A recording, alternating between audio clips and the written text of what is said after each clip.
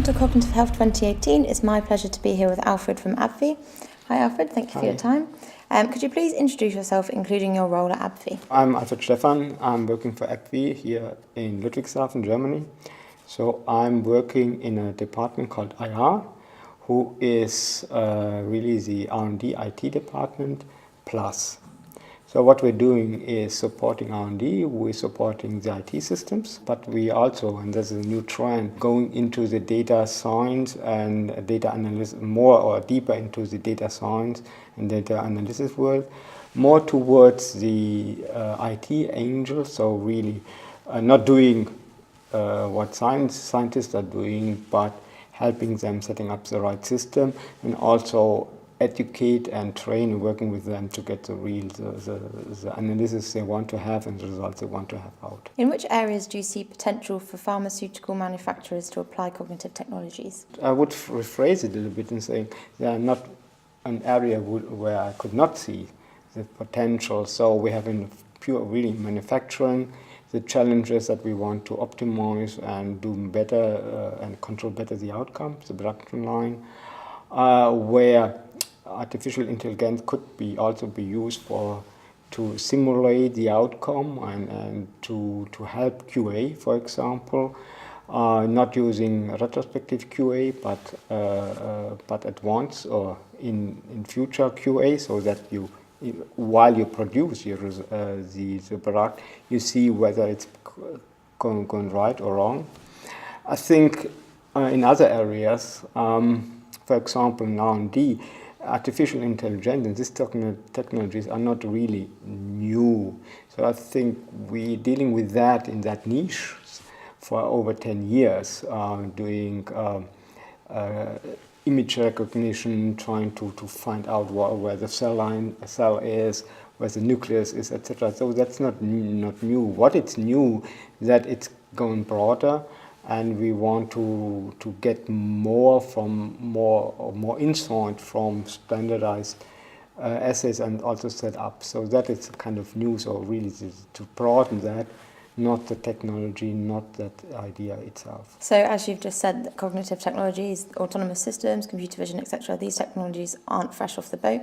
So why do you think, especially in pharma, the industry takes a comparably long time to adapt, implement and successfully operate new technologies, methods and models? First of all, that's maybe specific to Germany, the discussion about data privacy, which make it really hard to use clinical data for R&D. Previously, for example, we have a patient consents in which we write down that we only use the data for specific studies.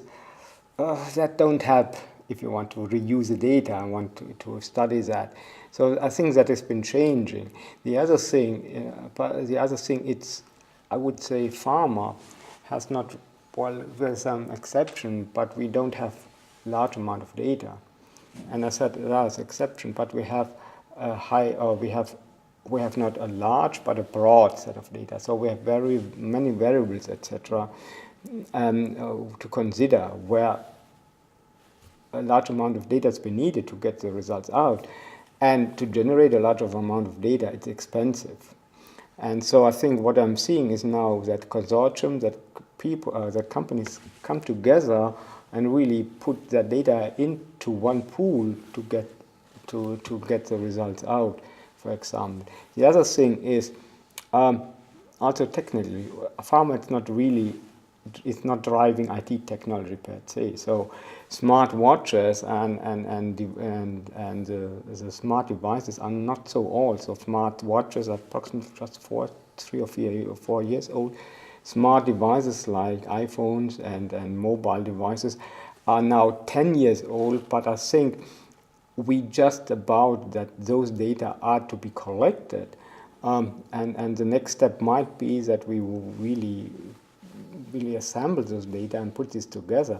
So as I said, we are not IT driver. We leverage from existing technology. So we are behind. Yeah. And as I said, the data privacy is another reason, and the discussion, especially in Germany, where we are a little bit reluctant, or we are not reluctant, but we have hurdles to access the data. So what would you say the future looks like for the healthcare industry in terms of cognitive technologies? With the capabilities we have, we could really collect our data, we could use our data to normalize, to get and to normalize the data and to compare my data against the other, and not individual one by one, but against a large amount of subpopulation.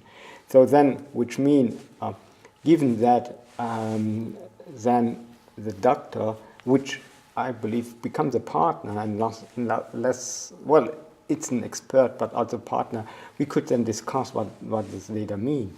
What I'm also seeing is, and at the moment, you go to a doctor, he measures something, it's one measurement. So think of diabetes, insulin. You get a value. The doctor do not know really if you have not just taken a candy, if you have eaten something 4 hours ago, etc., etc. This is unknown. So he just see one figure, but he don't see really how that has been involved. Whether this one measurement is just a peak and everything has been fine, or vice versa, it's just a relative low rate, whereas you have a much higher value at all. So I think that will be something which is very valuable. You see a history, you see a past, you see not only one figure which come out of sudden and you could only guess what does that mean. So I think that is really the benefit what these technologies, and it's not about AI intelligence, but it's about the content to be able to constantly and continuously sample or store my data, whatever that means. Tomorrow you'll be leading a Data Science World Cafe session where you will discuss how to create value from data science. What do you think the main outcomes of the session will be? Well, I'm thrilled and looking forward to get new ideas, to get some insights from my peers, from my other colleagues, and to learn something. That will be really the outcome. I wish that I come up with new ideas, that I have new information, that I could feedback this new ideas, that information back to AbbVie, to the company, and that we then maybe start interesting new projects. And what are you hoping to take away with you from the rest of the event in general? Well, as mentioned earlier, the exchange with my colleagues, with my peers, new insights, other thoughts, stepping out really from myself to have a really fruitful exchange with others. Thanks for your time and enjoy the rest of the event. Thank you.